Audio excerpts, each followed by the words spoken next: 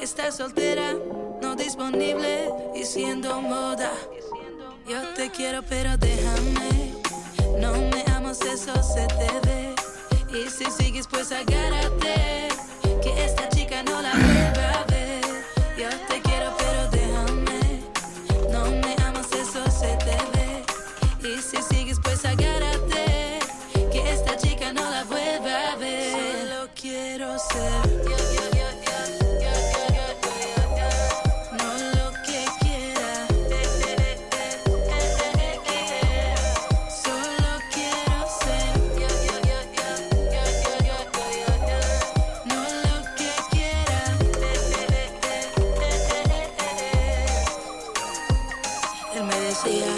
que esa falda era muy fea, porque sus celos nunca dejaron que fuera bella. Me controlaba todas las noches, noches en vela, con sus peleas, con mi persona y la botella. Yo te quiero pero déjame, no me amas, eso se te ve.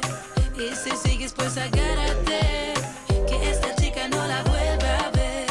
Yo te quiero pero déjame, no me amas, eso se te ve. Y si sigues pues agárrate, que esta chica no la vuelva a ver.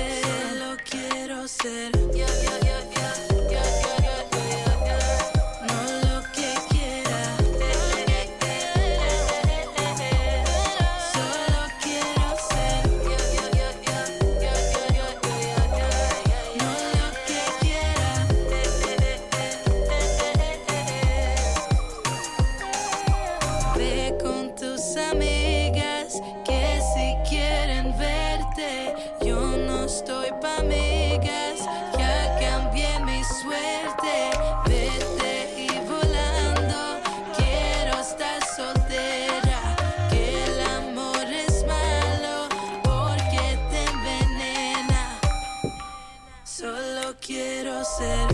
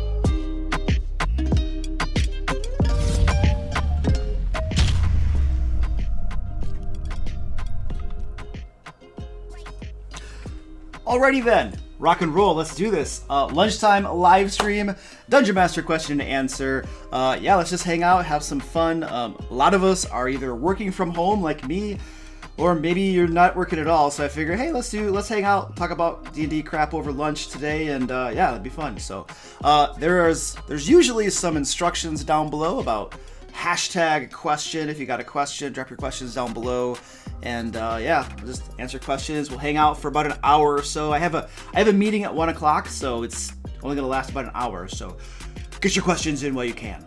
Yeah. Web the Great, what up?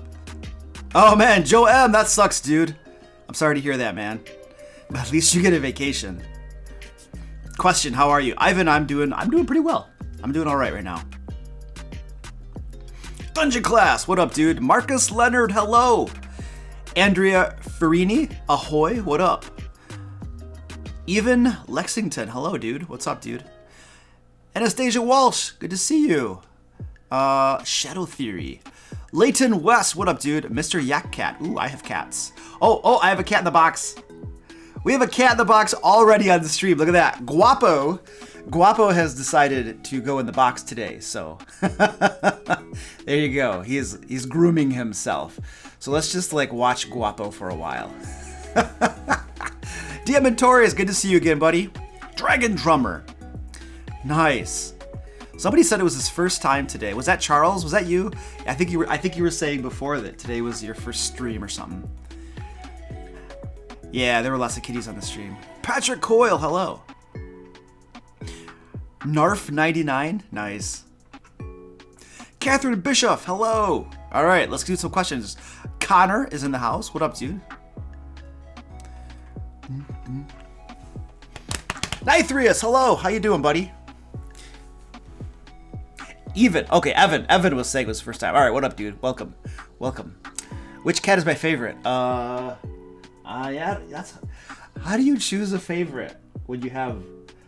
I'm gonna go with Guapo right here. We'll go with Guapo, right, Guapo? Yeah. Just because Guapo's on the stream, you know, he went in the box today, so we're gonna go with Guapo as my favorite. So how's that? What tips do I have for spinning up combat? Dungeon Class, that is, I have an older video. There are like 10 different tips I go over on that video for spinning up combat. But the number one thing for spinning up combat is to not allow your player to decide. Like when it's a player's turn in combat, he tells you what he's doing right away. Like if I say, you know, John, it's your turn, I don't wait for 5 minutes for John to decide what he's going to do on his turn.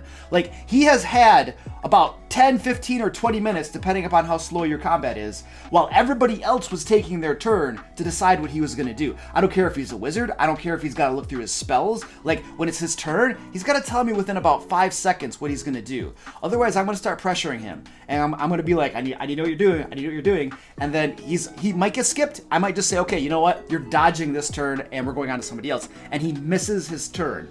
It only takes... I had a player once who was super slow in telling me what he was so indecisive.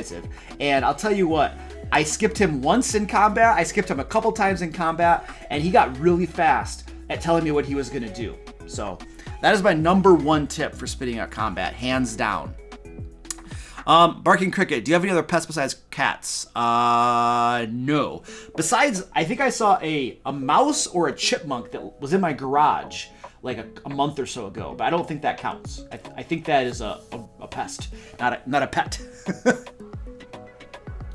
I don't have favorite monsters. I have no favorite monsters. How do you handle supernatural gifts and charms? Catherine Bishop. I mean, I'm not for you. You gave me a reference for the DMG. I am not familiar with that a lot. The charms thing sounds familiar. I don't know how I would handle that.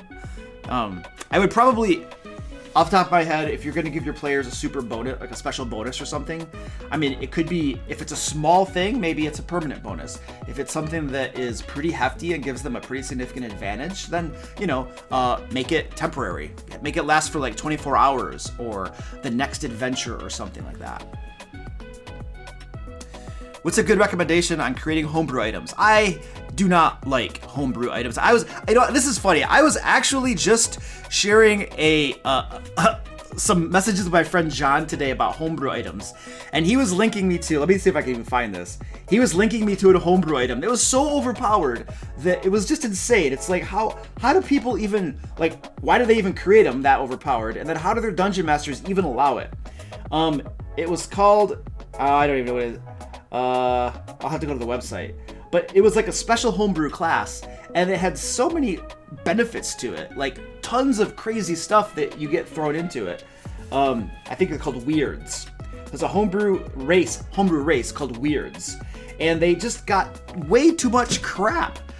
And so, like, my tip on creating homebrew stuff is to make it balanced with other existing things. Like, this is what I would say that probably 90% of homebrew that I see is way overpowered, because you have folks, oftentimes players, making these things, and they either don't have an eye for balancing it with existing things, or they don't care and they want it to be overpowered because they want to use it, right? And then, you know, like, connive their dungeon master into letting them use it, even though it's way more powerful than any other existing race or class or something like that.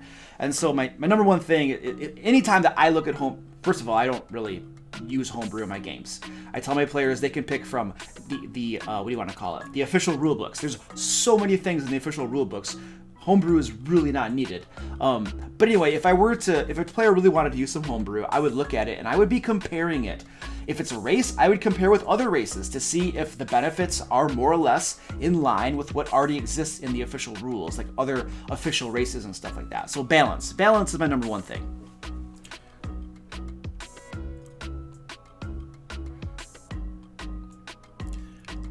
Yeah, Dr. X says he tends to take homebrew and tweaks it.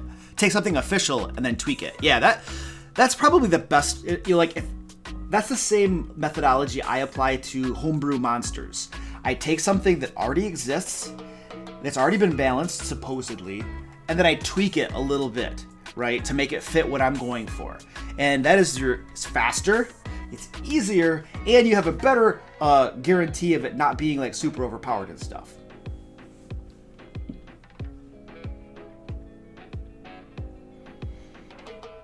How can you do an exciting campaign that uses the same monsters a lot? That's hard, dude. Like, was that Mist Fate? Yeah. That is one of my biggest gripes with Against the Giants from Tales from the Unending Portal, is that it uses the same monsters over and over, and you have like 2 levels of a dungeon filled, well, at least 1 level, chocked full of the same monster, giants. And then the second level is mostly chock full of the same monster, like hobgoblins or bugbears or orcs or something. I don't know, dude. Like, it's gonna be hard. Like, if you're using the exact same monsters and, like, you gotta do something different. Like, the encounters need to be different. The rules of the encounter need to be different. Or you add some special, like, features onto the monsters. If it's all orcs, then some of the orcs gotta be spellcasters. Not just the stupid shaman orc, but, like, they gotta be actual spellcasters. You gotta do something to spice it up. Otherwise, it's gonna get super, super boring. Me, personally, what I do is I just don't run dungeons that have the same monster over and over again. Like, I did Against the Giants, and I'm so over that. I'm not doing that again. Which is one of the things I really like about my cat is climbing stuff. Give me a second. Guapo, come here. Come on, get out. Jeez. He's just asking for something to break and fall. I had to get him down. He's like climbing crap over here in the corner. So, like, what was I saying? I was talking about, Dungeon of the Mad Mage. One of the things I really like about Dungeon of the Mad Mage is that it's a mega dungeon, and the dungeon levels are really big, but there is a massive variety of monsters and encounters that they use throughout the dungeon to keep things exciting. So if you were picking, say, a homebrew or an existing module, and they were just going nuts on repeating the same monster over and over again, I would just yank some of them out and put some new ones in or something. I don't know. There are some thoughts for you. Robert, how long will I be live? For about another almost an hour. I have a meeting in about 1 hour that I got to be at for work. This is my lunch break. I'm working from home, so just about an hour or so.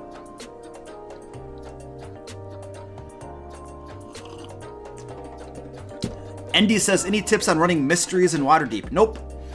I mean, like the only you'd be using the same methodology probably for running mysteries anywhere, except that like I would read about the lore of Waterdeep. This is one of the things that's great about lore. Whether it's lore about monsters or whether it's lore about cities like Waterdeep, you can get the second. Hold on, my cat's under my feet. Guapo. Like, I don't know. He's like crazy right now. I don't know if they still sell this right here.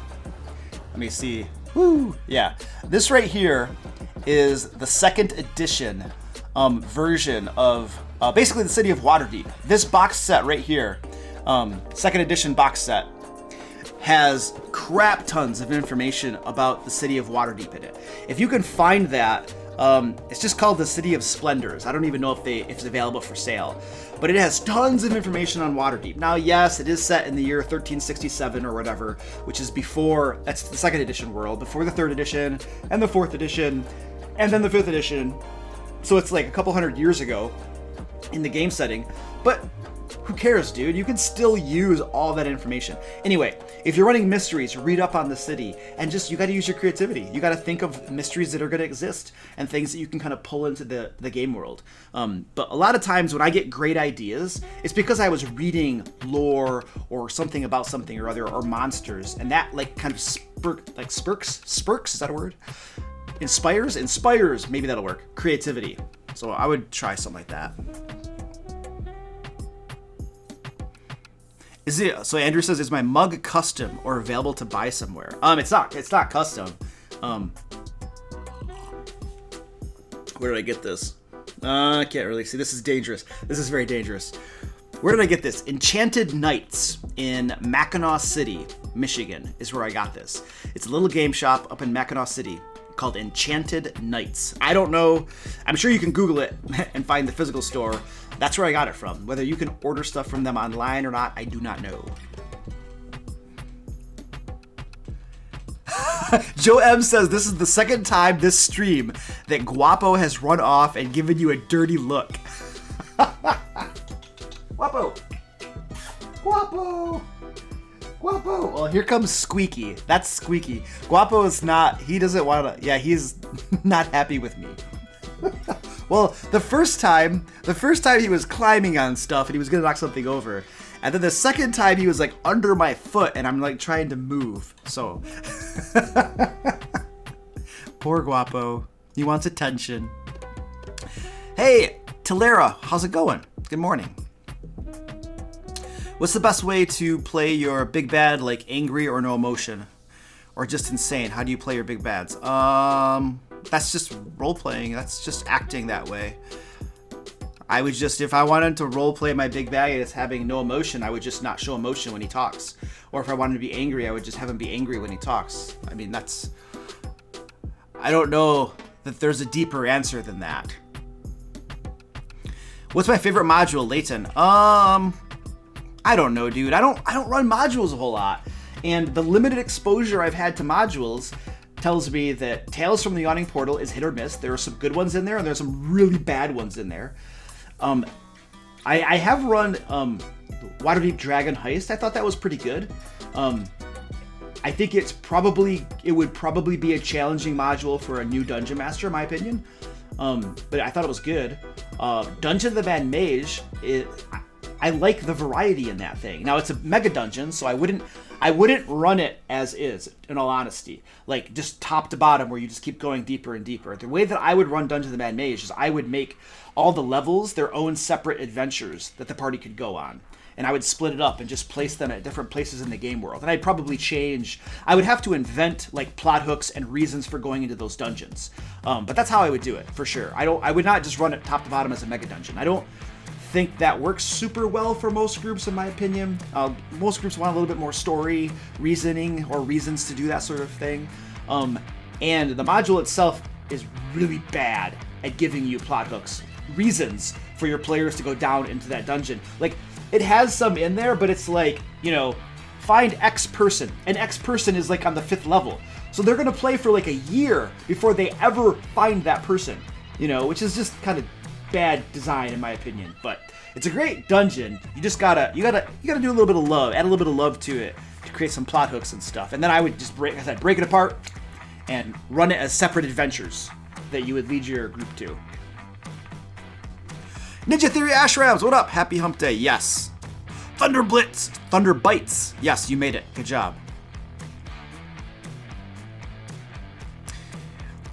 Okay, Munchgum says he's going to run an Acquisitions Incorporated campaign for his next game, and he's looking to spice up the jobs and get players interested in them. Suggestions, yes. All right, dude, so check this out. Like literally, okay, hold on. Give me a second. That guy, hold on.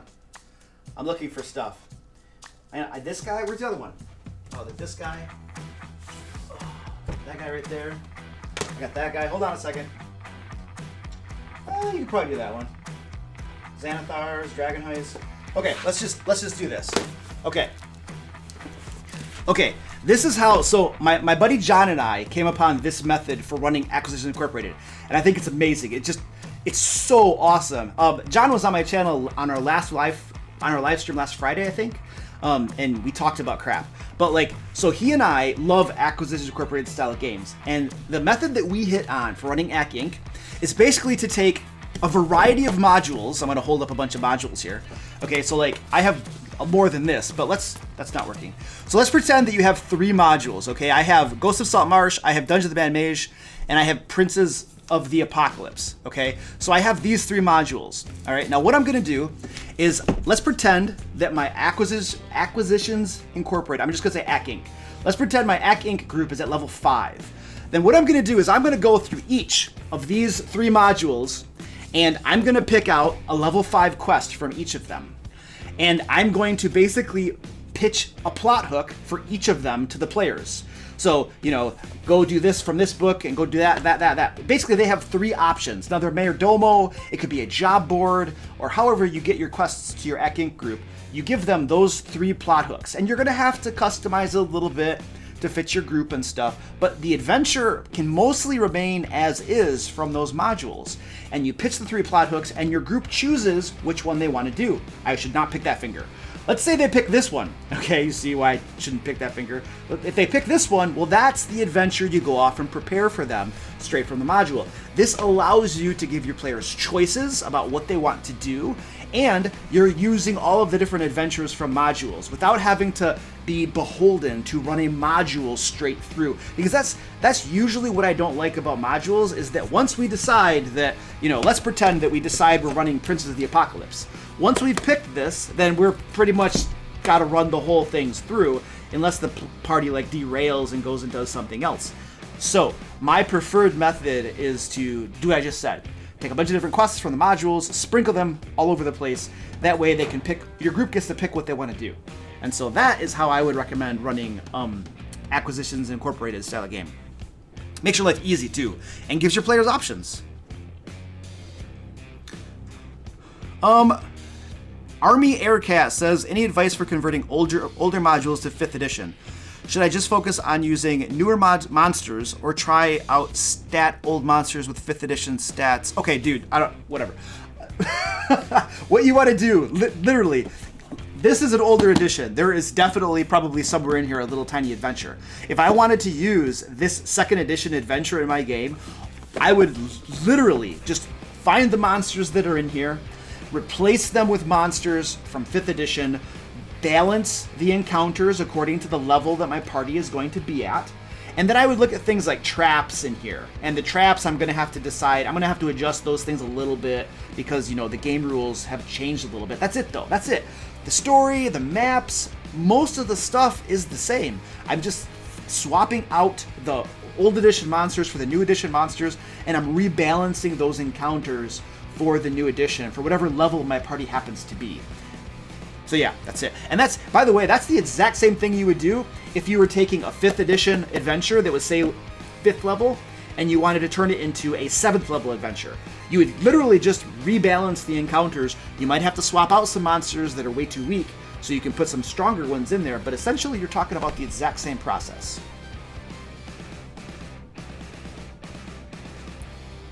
Gonzo. Who's Gonzo? Somebody said, Dungeon Class says Gonzo. How do you spice up water combat? I don't know, Dire Swift. That's rough because the 5th edition rules are so easy for holding your breath. You can hold your breath for 1 minute plus your Constitution modifier. So usually most people can hold their breath for at least 1 minute, if not 2 to 3 minutes. And a round of combat is 6 seconds. So you can hold your breath for at least 10 rounds underwater. So, like, yeah, that's not usually a problem.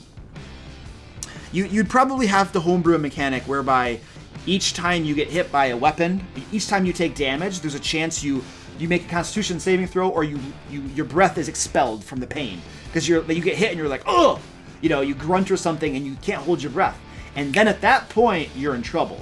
So I would probably, if I were to do extensive underwater combat, I would homebrew something like that to make things more interesting. And it's also kind of realistic. If you get hit take damage underwater and you're holding your breath, you quite possibly are going to lose. You can't hold your breath, right? So that's a thought. How do I like working from home? I don't think I like working from home a whole lot. Like, okay, so check this out. If I were just working on Dungeons and Dragons stuff from home, oh heck yeah, I love it. That's I do all my work for my channel here at home. But like when I'm working for my job at home, it's more challenging. I can't see people face to face. I get distracted. I think overall, for sure, productivity goes down when you're working from home, in my experience. So I would rather be in the office. I'm more motivated when I'm in the office. It's better to be in the office for me personally, I think. The save DC could equal the damage dealt. Yeah, that's a good idea, Rainier. Yeah, for sure. The save DC equals the damage dealt when you're underwater. And if you lose your breath, you can't hold your breath any longer. I would say that you have like 1 round to make it to the surface or to get air. And then you maybe start taking damage. Maybe you take like, I don't know, 1d6 or 2d10 or something damage each round that you don't have air in your lungs. And so, yeah, I would do something like that to make things more interesting. Yeah, Dungeon Class as a teacher. Cool. Thanks, buddy. I was a teacher for 4 years of my life, and so I deeply respect what teachers do. Hardcore. Yeah, my daughter right now doesn't have anything going on. Like, she's not at school. School was sent home, but they're not doing any online teaching stuff, and so she's just at home playing video games or whatever teenage girls do at home. Let's not go too far into that rabbit hole. Rabbit hole? Rabbit hole, is that what they call it? That's probably not the proper expression, but whatever.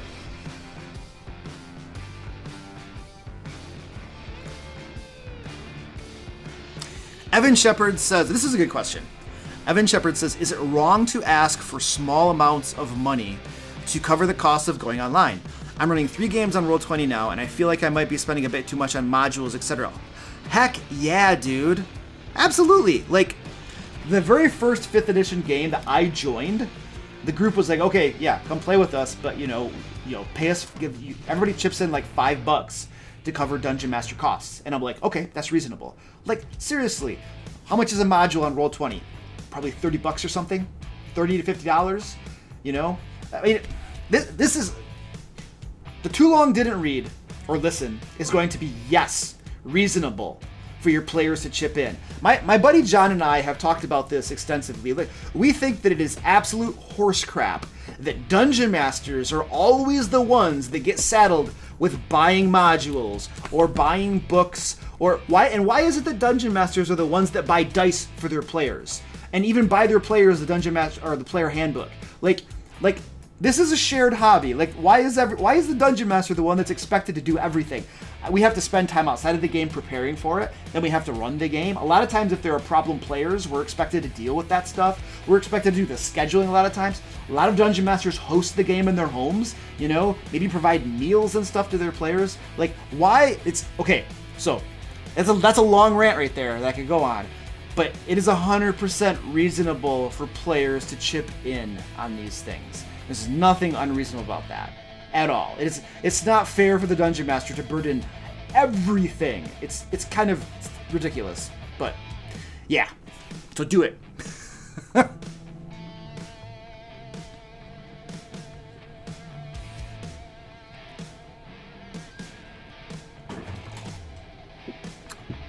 Fred Super says, what's my opinion on guns in D&D? So, if I were to, I don't have guns in any of my campaigns. Because, like, I want to play a medieval fantasy game. Medieval fantasy. Swords, sorcery, not guns. That's not the flavor of game that I'm going for. But that's just because I don't want guns in my game. We're not running a more modern game. It's a medieval game before guns. So that's just the type of game that I'm running. Now, but that's just because I run that type of game. My cats are like running back and forth. I don't know what that was all about. But if you want to have guns in your game, there's nothing wrong with that. Obviously, it's a different type of game, a little bit, you know. One of the things I would say is you could easily, I think there are actually rules for guns in the Dungeon Master Guide, but you could also just do something easy, like say, you know, guns basically have the exact same properties, and we're talking about like arbacuses, I don't know, is that the right thing? The very first guns that had the big open noses or whatever, and that you had to like, you know, you get me. I think you could just say that crossbows basically emulate guns. So if you want to have like a small handgun or something, that's a hand crossbow. And then a bigger gun is a light crossbow. And like a really big gun would be a heavy crossbow. And just use those exact same game statistics and you're covered. And that's all you really got to do. Wow. They're getting worked up. There was something in that cat treat that I gave them earlier. They're all running around. Now the one thing that you gotta probably be wary of is that metagaming could easily occur, because once you have gunpowder in your world, your players are gonna start.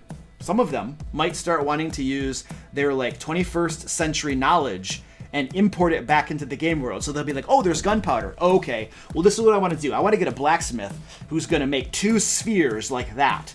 Okay, and then I can like hinge them together and latch them and stuff. And I want there to be a little bit of a hole, and then basically he's gonna start making grenades, because he's using his 21st century knowledge and putting it back into the game world like that. And so that's metagaming. And so my only concern with gunpowder and stuff is that players will be. It's so easy to start metagaming and stuff like that. So that's the only thing I would probably be hesitant of, I suppose. Shadow Theory says, thoughts on streamers dungeon mastering as a full-time job. What would that be something you would enjoy, and what kind of pitfalls can you imagine? Okay, so that's a good question. So the first thing we have to imagine is you have to get past the current social stigma that many people in the D&D and role-playing community think it's a cardinal sin or something for people to charge for being a dungeon master. Like, you know, because other entertainers don't charge. Like, actors and actresses, they don't make money for what they do. People that play, like, baseball and basketball and football, they don't make money for entertaining people. Because when you get right down to it, like, what is one of the core descriptions of a dungeon master? They make other people have fun. They run a game where other people can enjoy themselves, or other people can be entertained. And so, like, if you look at our society, the people that make the absolute most money in our society currently, I'm talking about like the US society, which is a lot of the world society. A lot of the world, I think, is similar to this. But anyway, who makes the most money? Entertainers. Entertainers by far. And dungeon masters provide several hours of entertainment. It is not unreasonable for them to charge. Now, that said, like, entertainers who suck don't make a lot of money. They usually don't make any money. Actors who aren't that good are probably, you know, working side hustles, and they don't make a lot of money. So, like, obviously, if you're gonna charge to do something, you gotta be good at it. Or people are gonna be like, I can run free Adventures League games. I can go play an Adventures League for free, and they don't charge me a dime. Actually, I think there is actually a charge for Adventures League. I think there is a small charge, like $10 or something. But anyway, that's beside the point. The point is that you got to be good at it to charge. What other thoughts do I have? I think nothing wrong with it. You definitely need to consider that's gonna be a hard hustle. Like even if you charge something crazy, like, you know, $100 per player per month, and you do it twice a month, then you still got to consider that this is your full-time job, and so you have to pay for your own medical expenses. You got to pay for your 401k retirement plan. You need to consider things like, so we got healthcare. We got to consider things like the self-employment tax. You're gonna have to pay extra to the IRS because you're self-employed. There are lots of considerations there, so you can't just charge $10 a person every week to play, dude. You're gonna be broke, so yeah. So there are some hurdles there. It'd be lots of fun though. It'd be lots of fun. But what's gonna happen is it's gonna start feeling like work to you. What was once your hobby and you're having fun and enjoying it, because people are playing, like I run one game right now where people pay me quite a bit of money to play with me, and there is a lot of, it's not pressure, it's not like pressure like pressure, but there's definitely, I know that there is an expectation that I'm going to run an amazing game because they're paying me a lot of money, and so I need to make sure that my game is tight and that my players are having fun. Because if my game isn't tight and they're not having fun, they're not going to keep paying me, dude. They're totally going to just be like, and go somewhere else. So there is that. That is very important to consider.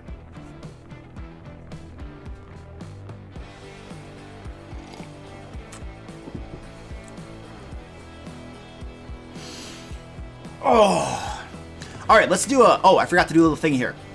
Let's take a moment here to give a massive thank you to all of my wonderful patrons and members who help support the channel, help make things happen around here. In particular, I want to thank Beoban, Bewitched Gamer, Clammed Oyster, Celestea, Ironlord79, Joe M, Joe Doe 1025, Joseph H, Kurt Y, Melkuth, Mr. Lemon Pie, Patrick C, Sophia W, Son of a Sofa Man, Thean Theta Tag, and Yokai. You guys are all awesome. I appreciate what you do around here. Now, if you are interested in helping support the channel, what we do around here, there are two ways you could do it. First of all, there's a link in my description down below to my Patreon page where you can sign up for different tiers with certain benefits. Like, there's a VIP channel on my Discord with prioritized access to me. What else do I do? You can vote on videos that I do on my channel and crap like that. We do monthly hangouts over on Discord as well, just all my patrons and members together. Also, there's a join button down below next to the subscribe button that you can click to read about the YouTube member benefits as well. So if you're interested in that, knock yourself out. If not, no worries. Oh, remember, there are tons of ways you can support the channel for free, like without paying a dime. Watching the videos, clicking that like button down below, and crap, sharing with your friends and stuff like that. So that's always options as well. Philip Ketchup. Is Philip Ketchup in the house? Yeah, he is. What up, Ketchup? How you doing? Philip Ketchup has been around since a long time. I just call him Ketchup. I don't know how to say his name.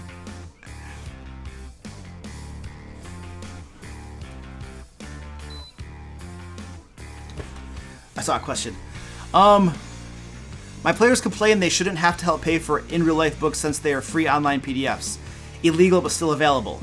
Yeah, I would complain to them that they're breaking the law and that you're still buying the books and that they freaking should help you because, you're paying lots of money.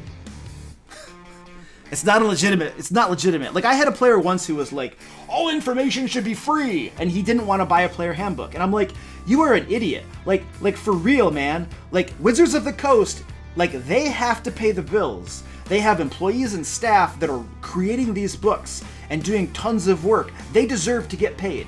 And if we don't buy these books and make sure that they're getting money, they could go out of business or some crap. Or, you know what? They're probably... Magic the Gathering is so huge and they're making so much money from Magic the Gathering.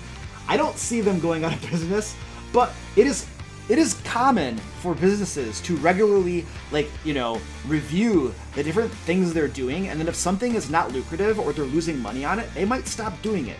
So, we gotta make sure they get money to keep doing what they're doing, because they're the ones that create the books that we have for this hobby that we love. So, yeah. Sir Vic says, what's the most annoying but non-offensive thing a player can do towards you as a dungeon master? Argue with me. So it routinely happens in my games that I'll say something about a rule and a player will be like, well, isn't it actually this or something? And we'll have a little bit of a talk, and that's fine. I have no problem discussing a rule or something with one of my players. But once I've listened to his side of the things, and I've explained my side, and I've considered, and I've made a ruling, it needs to stop there. Like, after the Dungeon Master's made a ruling, let it go. If you continue to argue with me about it, you are bringing the entire game to a halt. Every other player is probably annoyed that we're not playing the game, and instead, this one player is arguing with the DM, and I'm getting annoyed too. Alright, so, yeah, that is the one thing that really annoys me. In fact, I've only ever kicked one player out of my group and had the other one, he was kind of like unofficially kicked. He was in proceedings to be kicked from my game, and he withdrew. And in both cases, one of the biggest problems were the arguments back and forth, and the discussions, and not letting things go, and then making the game miserable for other players. And so that is a big thing. Hey, did I miss a super chat, or did you just get one? Hey, the Borg, thank you, sir, for the $10 super chat. I appreciate that.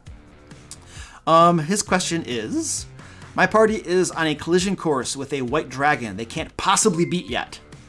I love it. Good so far. But seeing as they, WDs, I don't know what that means, are big talkers, I don't feel like I can let them off with a gloat when they lose.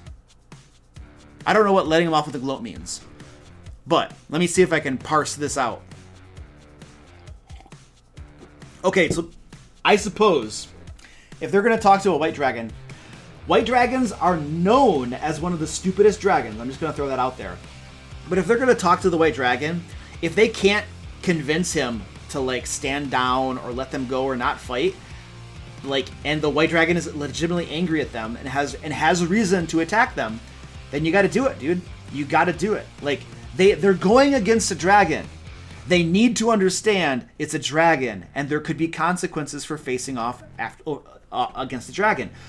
Now, here's the thing, though. As a dungeon master, you could be a little bit culpable if you're pushing them in that direction. If you gave them a plot hook and implied that going after that dragon was the only way to resolve it, then you're pushing them in that direction. If you're the one pushing them in that direction, then there needs to be a way that there needs to be at least a way or several ways that they might overcome that challenge without fighting, because it sounds like if they fight, they're going to lose. If you're pushing them that way. Now, if they're the ones that just decided to go off and fight a dragon, then they need to bear the burden of the consequences of doing that. And if that means they all get wiped out, well, they all get wiped out. But they're kind of like, it's like a dare. Does our DM have the guts, have the courage to wipe us out if we go after a dragon? Or is he going to take it easy on us? Is the dragon going to take us prisoner or something? I don't think a white dragon would take you prisoner. A white dragon's just going to burn. He's going to like freeze you up and eat you. Or he's going to leave you there as a trophy to show any other intruders in his lair that this is what happens when you try to take my crap. So, I don't know. There are some thoughts for you, dude. Rick Cooper, what up, dude? How much do you handhold new players? Example, including not letting them die. I do not prevent new players from dying at all. I have no remorse whatsoever if a new player dies.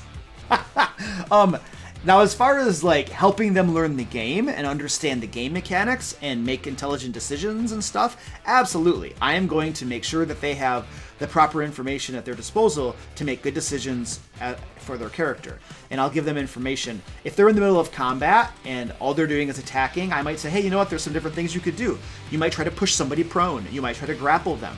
You know, I'll give them some options and stuff. If they're a rogue and they don't know they can use their bonus action to disengage and to hide and to dash, I'm going to say, hey, by the way, remember you can do these things. Oh, that's right. So I'm definitely going to help them out. But I'm not going to prevent them from dying if it comes to that. That's not one thing that I do.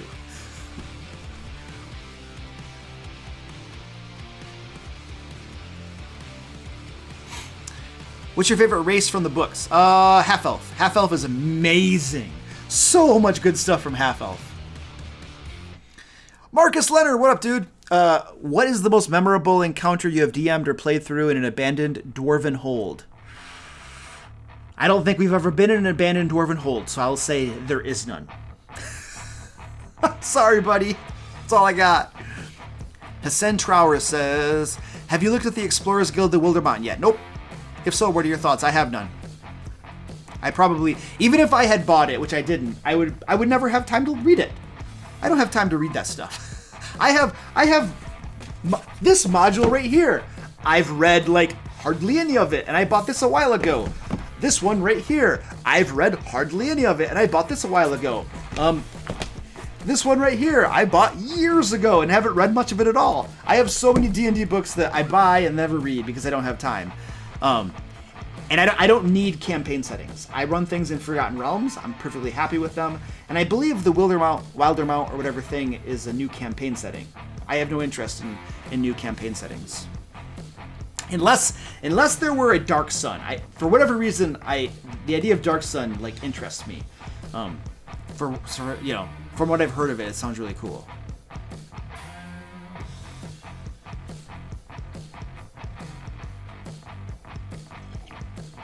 Jacob Hood says, do you use spell scrolls in your games, and if so, what rules do you use for them? Yes, I do.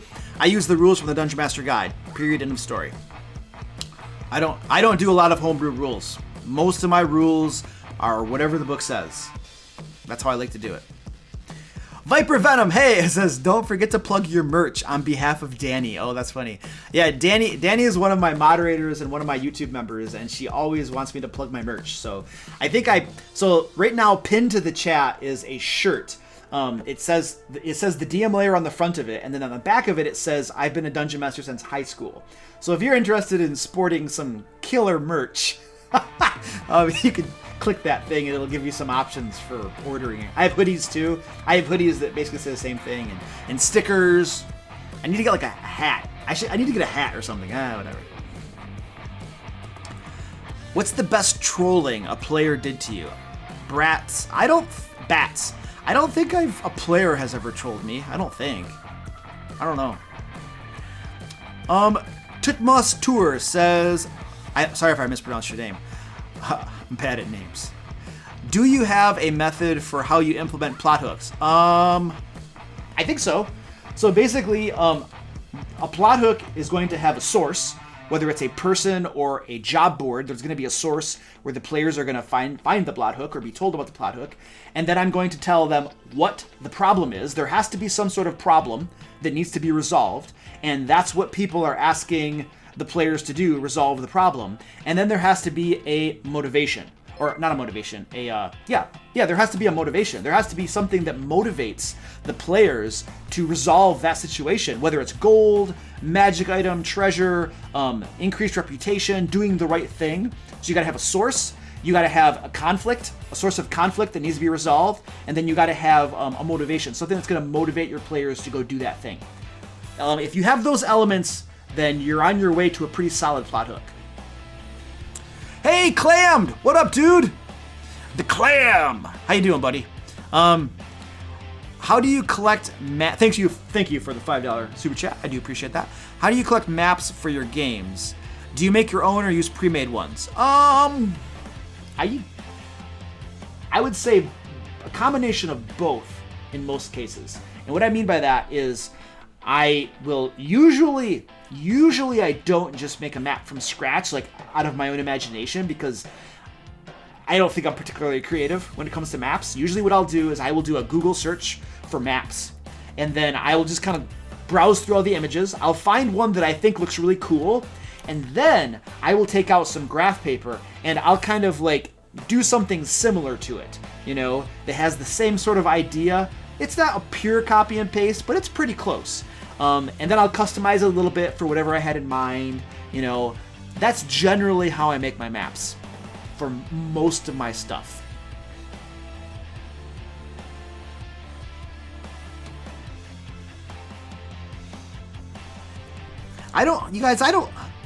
Memorable.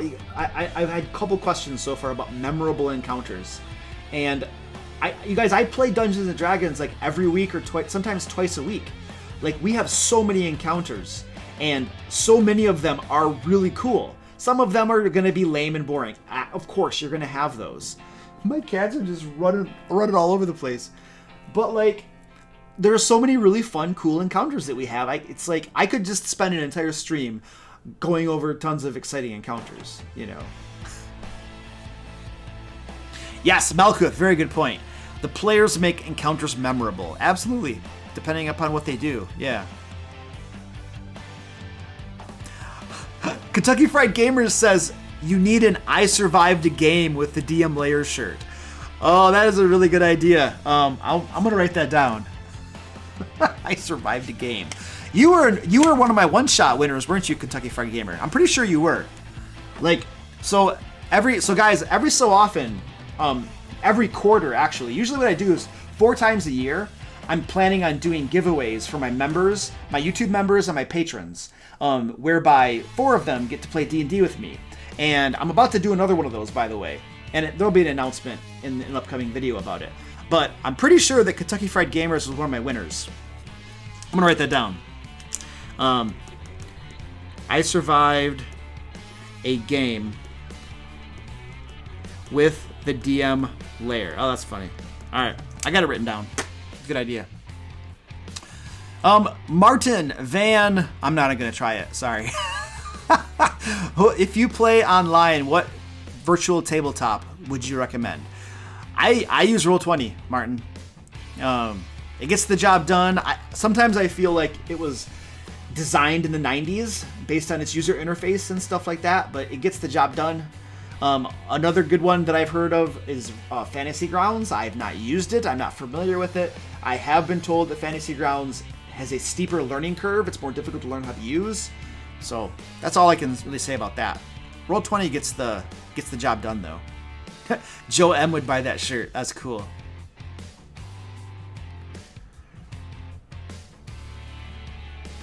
Rick Cooper says, what is the most valuable lesson a brand new Dungeon Master can learn? To relax and not get nervous and not think that your game has to be amazing and awesome and perfect. Like, you're a new dungeon. I'm going to squeakies down here. Why is my camera? Oh, my camera is goofing off. Hold on a second. I got to change my focus on my cat cam. Hold on. It's like the autofocus is going crazy. I got to turn the autofocus off. Hold on a second. There we go. Boom. New Dungeon Masters sometimes, they'll watch experienced Dungeon Masters, whether it's on Critical Role or somewhere else, and they'll be like, oh, my game has to be like that. Like, if my game isn't like that, I suck. Well, the reality is that you're probably not going to be good at it. You know, like, how many times has anybody done something for the very first time and been an expert at it the first time? It doesn't usually happen. Usually it takes time. And so new Dungeon Masters just need to relax. They need to accept that they're probably going to suck for a while. They're not going to be that good.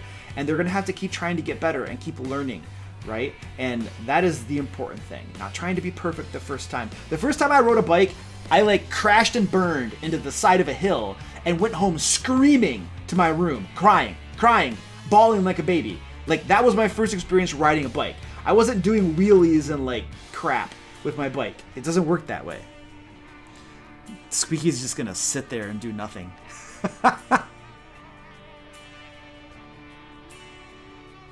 What would be my preferred Subway sub? Tommy Burn? Is it Burn? Is that how you do that? I don't know. Oh yeah. Kentucky Fried Gamer, Ron, I remember. Yeah, totally. My Subway sub. I'm thinking this is the first question somebody maybe actually have to think hard about, because there are so many good options. Probably the steak and cheese, like the Philly steak and cheese. That's really good. And I'm pretty sure that is the Saturday sub. So if you buy that on a Saturday, you get a free drink and a cookie, or 2 free sides. That's how much I know about Subway. I know that it's their Saturday sub. All right, let's move on. Next question. Spicy Italian. Spicy Italian is very good too. I agree. I like that. But it's got so much processed meat in it. You know, it's 3 different types of meat, and they're all processed with preservatives and crap in it and stuff. So I feel like the steak and cheese, at least I'm getting something a little bit more natural. As much as a Subway sub can be natural, because I'm pretty sure they put something in their bread that's probably not very good for you. My wife was telling me that once.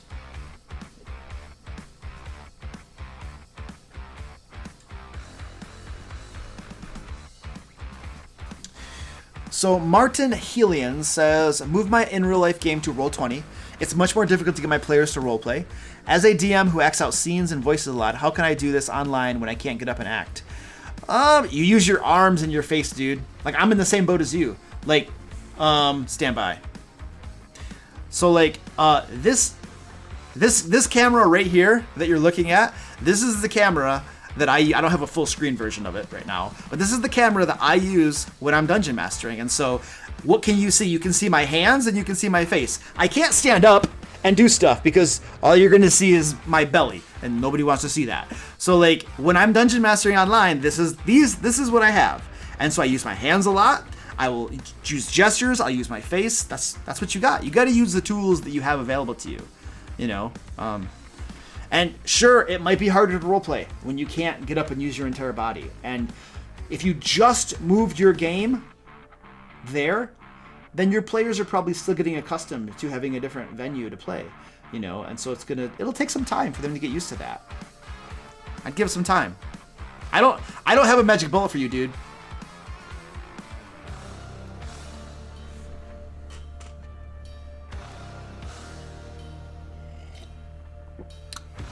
Yeah, Lazes says his DM doesn't have a webcam. That is going to be one thing that I will very, very strongly recommend. If you're playing D&D online, having a webcam, being able to see each other and hear each other is huge. It is huge. Like, you can get a webcam for like $20 or some crap. You can get a Logitech C920, which is a very good webcam, even though it's like 5 years old. My webcam right here is a C920. My cat cam is a C920.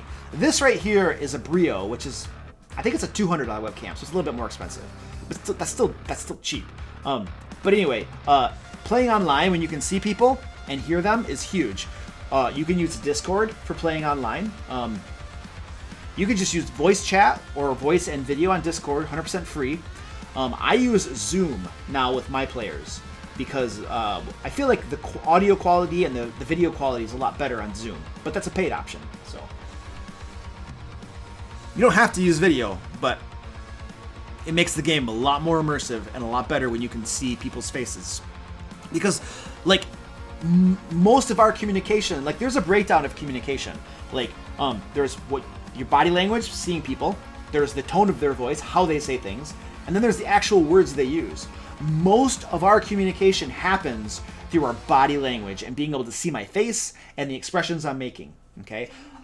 Then there's a big segment, you know, let's say 80% takes place there, and then 20% takes place, you know, through the tone of your voice, and then 10% takes place through, like, the actual words you use. And I know that doesn't add up to 100, okay? I'm a dungeon master. Cut me some slack here. Anyway, important. Yes, Patrick Izzo, you're totally right. I just did a YouTube on that subject. I literally this week, like yesterday, I released a video about playing D&D online. If you want to go look at that, you can look at that. And it walks through some of those methods. Camille Votes. I'm going to go with Votes. I hope that's how you pronounce your last name. Sorry. How do classes and races work? Wow. Yeah. Player handbook. Your character picks a race, and then you pick a class. And then all of the rules for how that works are in the player handbook. Natalie Spade says, I just give everything 110%. Yeah, something like that. Rainier the Conqueror has only learned how to count to 4. Okay, that's fair. You don't need to count more than that, dude. How much longer is the live stream? About 10 minutes, if that. Maximum 10 minutes. Probably about 5 minutes, actually, because I have to go to a meeting in a little bit. So not too much longer. We're going to be wrapping up here.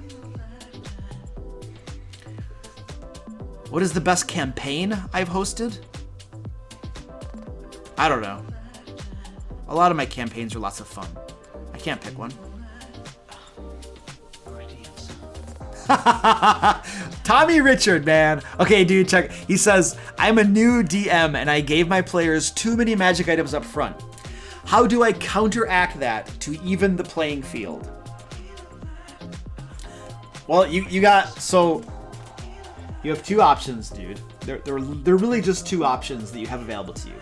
One, you crawl to your players, you know, hat in hand, and say, guys, I screwed up. I gave you too many magic items. It's upsetting the campaign balance. Would it be okay to take some of those magic items back? Is that okay? Like, ask for their permission. Ask them to work with you. That's your first option. Hopefully your players are cool and, like, will give you some back or something. They might not, though. And if they don't, then you're going to have to adjust your entire campaign to account for the increased power that the players have. There's no way around it. That's pretty much what you got to do. And if you're running a module, good luck with that. This is why, like, I have heard other people give advice. I've heard other people say, you know, give your players lots of magic items because, you know, I mean, you might not be playing next week or the week after. Your game might end early. You know, you don't know how long you're going to be playing. You might not make it that far to the higher levels. So just give them tons of magic items early. And, you know, that might work for some people, but for a lot of other people, that is going to screw them over hard. Just like our buddy here is saying. So I don't think that that is the best way to go about it, in my opinion. I would much rather be stingy with them and then give them out more seldomly. And magic items are going to be a lot cooler and they're going to be more special if you don't get as many. So I do not agree with the line of thinking of just throwing them around like they're candy. I did a video on my channel, something to do with like how to reward magic items. And I go over a lot of these concepts. Yeah, so. All right, we got time for like maybe one or two more questions. No, there are no Kinder in my games. There will never be Kinder. No, Kinder are bad. Kinder are horrible. Horrible. Like, let's introduce a race that just steals from everybody, and yet everybody just loves them. Oh no, just they were like genocided or something. Bad. No, not happening.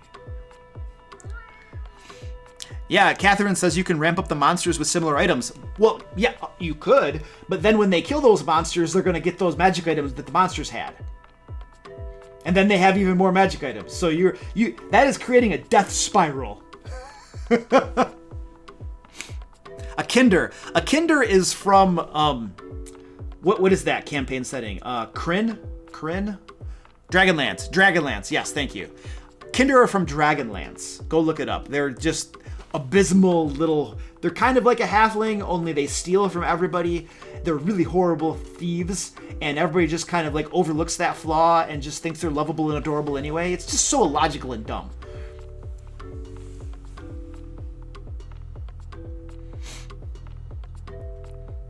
Gary the Intern. Yeah, Gary the Intern campaign is awesome. Saul Rodriguez says, I'm running a campaign and I have this friend. He keeps asking to play, but all he does is drag the sessions down.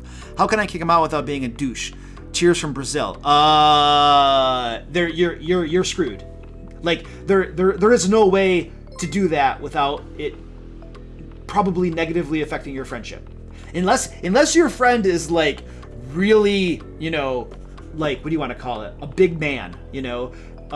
This is one of the drawbacks of playing with friends. If you have a friend who is not good for that group and is doing things that bring your group down, you have a friend who's being a problem in that game, it is a very delicate situation to try to tell that friend that, look, dude, you need to stop playing in this game because you're ruining the game for other people and, you know, you need to leave. Like, obviously, I'm talking super bluntly. You would never tell your friend that way. You're going to have to talk to him in the most respectful, non-confrontational. It's going to be confrontational, but you got to tell him, and you got to explain the situation and ask him to leave and stop playing. I mean, but you're kind of screwed.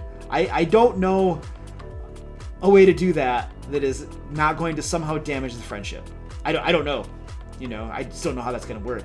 Man, but I totally feel for you. Which this is one of the reasons that I like the fact that I don't play with friends. Like, my players all started out as strangers, and they come into the group, and then we become friends over time. I would consider many of my players friends at this point, but they didn't start as friends. They started as strangers that came into the game, and then they were good players, which is why they're still in the game, and then they became friends. And so this is fortunately a situation that I haven't had to deal with a whole lot. At all, really. So I feel for you, dude. That's really sucks.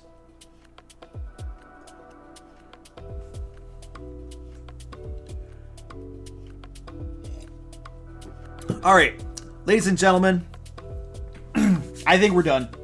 I need to go to my meeting. I have a meeting in about 10 minutes, so I have to get out of here. So this has been really, really fun. I really appreciate everybody hanging out. We are going to have a live stream this Friday at 6 p.m. Eastern U.S. time. We'll do some more questions and answers, about 2 hours of Q&A this Friday. So if you didn't get your question answered today, you can swing on by Friday, answer some question, and we're going to be creating something together in the second half of the stream Friday. I don't know what we're going to be doing quite yet. We might be creating adventure ideas together or something. I think we might be doing that. We'll see. Anyway, we will see you all then. This has been amazing. Hope this was helpful, and I'm hungry too. I need to get some food before my meeting. Where's my stop button? Into the stream. All right, here we go. Bye!